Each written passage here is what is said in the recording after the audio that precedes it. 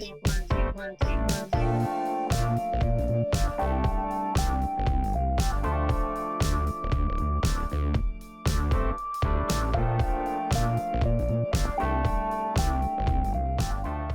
from Tokyo, my dear friends. This is Daisuke, and I very much hope that this video finds you well and in very good spirits wherever you are in the world.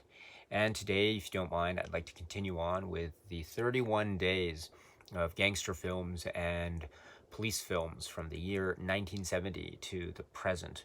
And it is my hope that this can afford us, you and me, with the opportunity, my dear friends, to be able to talk about as many films as possible over the course of these 31 days in the context of these respective genres that are oh so entertaining, oh so thrilling, stylish, and part of the reason why I think cinema is so exciting and entertaining as it is it not? So the police film genre and the gangster film genre.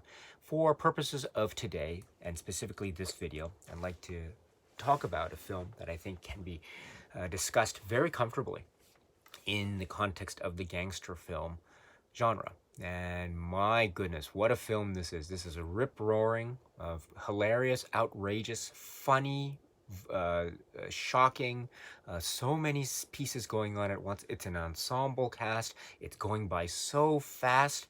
You blink and you miss it type of deal. And as I indicated too, it is also so fresh, entertaining, funny film. And it has in its great cast people like, for example, Alan Ford and Vinnie Jones and Jason Statham and Stephen Graham, Dennis Farina, Benicio del Toro, Brad Pitt, and others. So many. And it's a film which is from Guy Ritchie. This is a film described as being from the year 2000. And the name of the work is Snatch. Snatch is it's so many things at once, is it not? If the plots, I mean, it involves robbery involving a jewel, and a jewel of great worth and value apparently, and the smuggling of this particular jewel and going from place to place, country to country. All the while we have the story about unlicensed boxing promoters and the underground, like, mobster gangster element, and throwing fights and trying to find fighters, and fighters who are also embroiled in this diamond or this jewel smuggling scheme, illegal weapons trades, and further theft upon theft, robbery, capers, planning heists, and trying to outwit the very dangerous mob element, failing and trying to save one's own skin while trying also to outwit all the various players and adversaries that are on the chessboard that are being moved all at once.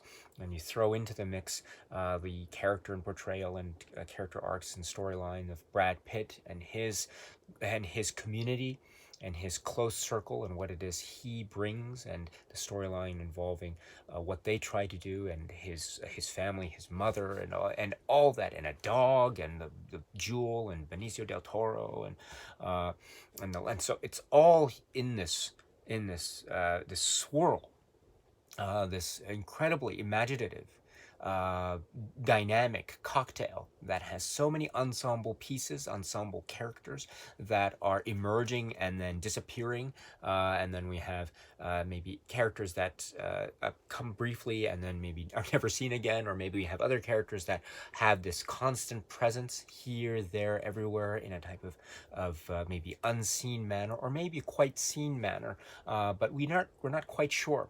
So especially upon initial watch, things are very much alive and well, and part of the surprise is not knowing what will come next. And indeed, that is one of the great strengths of a film like Snatch, which is there is this great element of surprise because there are so many pieces going on at once. and it's handled so well. This is a really amazingly handled juggling act with so many juggling balls being juggled at the same time, but they're all being caught and they're all being thrown in this way that is still very, I think, very accessible for a viewer to watch. It doesn't feel like, it feels very labyrinthine in terms of the plot and here, but it's always very entertaining, thoroughly entertaining. And also, this provides an opportunity for a sense of balance. Each story, as it were, each character arc or each subplot, which starts maybe here, or this plot starts here, this plot starts here, they have their own, they're given their due. And so there's a sense that everything feels very well laid out, well planned, and well balanced. And I love, too, the fact that it's set up also so intricately that each, say, subplot and the trajectories of these subplots respectively, you know that they are going to converge, align, ally with each other, or maybe totally explode against each other. And then you see the reaction to that, and then how those explosions then affect the trajectories of the other subplot lines, and they are deflected, or they further collide and clash and conflict, etc., etc., etc. And this all becomes part of the fun of watching a film like Snatch. How are these people interconnected with each other? And that's part of the fun of this type of ensemble film. And then at the same time, you add into that the caper genre, the heist genre, the gangster genre, and also the comedy genre as well, because another strength of this film is that it is so funny. The dialogue and the humor make this a very engaging and memorable work indeed.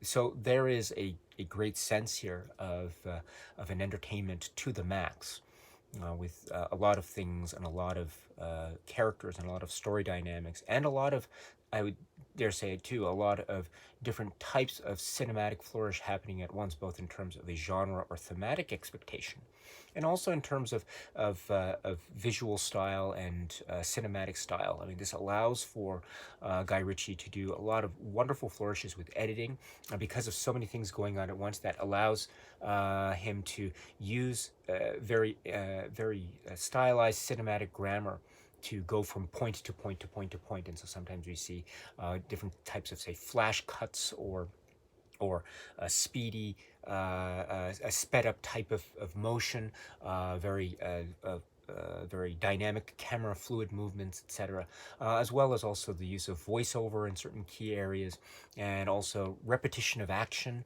and also going back and forth in time as well. So these are on the forefront of the stylistic underpinnings of the cinematic flourishes here that are on display from Guy Ritchie and company, and they're done so well. And this also adds, I think, to the very well-placed dynamic of how well balanced this feels. This is I can't emphasize enough how well balanced I think this film is. It has so many things happening. It really does, and so many characters. It could topple over at any second. I mean, it is a very delicate balancing act. I mean, the house of cards could topple over with one false move, but I dare say it doesn't topple over. It is a very highly constructed and brilliantly constructed work, as well as being thoroughly entertained. Oh my goodness, it is. I remember watching this for the first time many years ago, and I saw the trailer, and I thought the trailer was really cool, and I want to watch this. This looks really great. And I was seeing it, and I was just so struck about how I couldn't guess. I mean, what was going to happen? How is this going to turn? Where is it going to go next? And what's going on here? Is it going to turn this way, that way? Going to go? Oh, what's going on here? Oh, something else coming from here. Oh, wow, this is happening. Oh, now that's what was going on. Oh, boom, wow, the end. That was just, and then you have these great characters and great performances to go into that wonderful type of great roller coaster ride of a film. And this is so much fun. This is so much fun. I had so much fun. I had a blast with this when I first saw it, and I continue to enjoy this thoroughly every single time I play it and I rewatch it. It is great. I want to say too that there is also, we speak about it in the context of the gangster film. This is also, it can be said, because of certain elements of the film. I mentioned it's a film of many, many, many elements, but certain elements, certain very, what one could say, primary elements of the film do involve the gangster storyline, the Alan Ford character, and that great, dangerous, and a quite vicious element, which adds that that aura of villainy, and that is the punctuation that is really needed, because it is a film that is very, it's a film that's very funny and entertaining. It's also a film that has its drive and its sense of propulsion forward, because it establishes the elements of danger so well, so very well, and those are exemplified or personified by, for example, some of the gangster characters that we meet, such as the Alan Ford character. So that is to say, yes, Snatch as a gangster film works. Snatch as a sort of caper film works. Snatch as a comedy film works. As a Guy Ritchie film, it works. As a film from this era, 2000, it works very well. It feels fresh and inventive and bold. It felt that way when I first saw it, and it still feels that way when I rewatch it to this very day. This is the work from 2000, and it is Snatch. Okay, my dear friends, so that's it for now. And so until we meet again, please be happy and healthy and well, and please keep on watching a lot of great movies. Thank you so much, as always, for your time. I very, very much appreciate it. Stay strong, stay safe, and cheers.